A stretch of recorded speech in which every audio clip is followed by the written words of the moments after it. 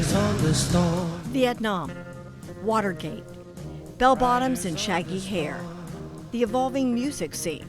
You could call the 70s a tumultuous time. It was also a time of innocence, when funny sitcoms were on TV, and kids could roam the streets with their friends without fear.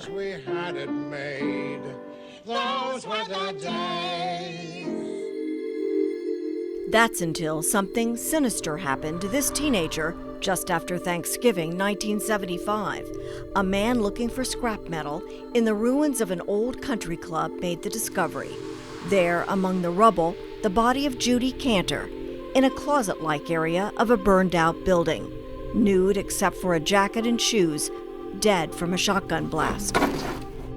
Could have been anyone. Anybody you talked to that may have known her or hung out with her could be a potential suspect. Evidence is being analyzed. There's been improvements to DNA testing, so I resubmitted evidence. To at long last nail Judy's killer. Seemed like a normal teenager that something very bad happened to. The 17-year-old lived here with her mom, stepdad, and 2 siblings on West Anna Drive in what was then Madison Township.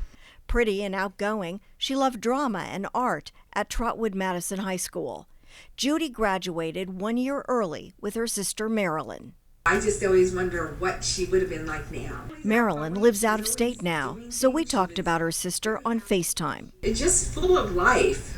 She really was. I mean, she was somebody that I looked up to because she was so looking forward to everything upcoming.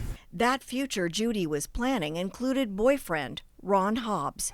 Julie Dalton knew both of them back then, but felt closer to Judy. She was such a nice, sweet girl, and she was a lot like me at that time because we were both trying to grow up. We're working. I was going to school. I think she was planning on going to school.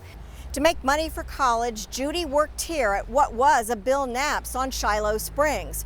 Her boyfriend usually drove her home, but that night, November 15th, 1975, he called to say he wouldn't be able to pick her up. So Judy decided to walk home. She stopped here, once a mini market, to buy gum. Then Judy disappeared. Her worried mother filed a missing person report the next morning. We had a bad feeling right from the beginning because that was not like my sister. She would not leave her things. She didn't have anything with her, and she didn't like being in her uniform any longer than she had to. This is the Bill Knapp's waitress uniform Judy was wearing, found neatly folded near her body, not a dirt mark or blood stain on it. You can see by this police map where these tragic events happened, right in the very neighborhood where Judy lived and worked. Mom never got over it, and neither did my stepfather. And what about the boyfriend, Ron Hobbs? He says that there isn't a day that goes by it he doesn't think about it still. Marilyn isn't surprised. I can believe that. So that's,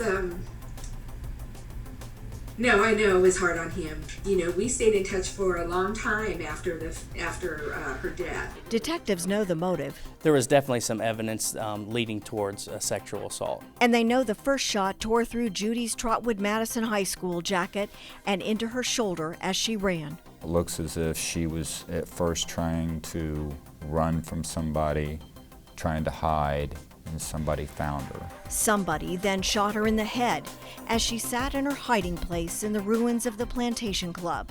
Deep down, I've always felt it was somebody that we both knew. Somebody who maybe offered her a ride. I feel that, I don't know why I'm alive and she was, the one dead. The one buried at Beth Jacobs Cemetery on a cold and windy day, very unlike this one. Here you find more stones on graves than flowers. In Jewish tradition, an altar is no more than a pile of stones, and it's on an altar that one offers to God. Detective Steele is praying somebody who knows something will finally come forward. Whoever's responsible needs to pay for it. Because Judy Kanter will not be forgotten.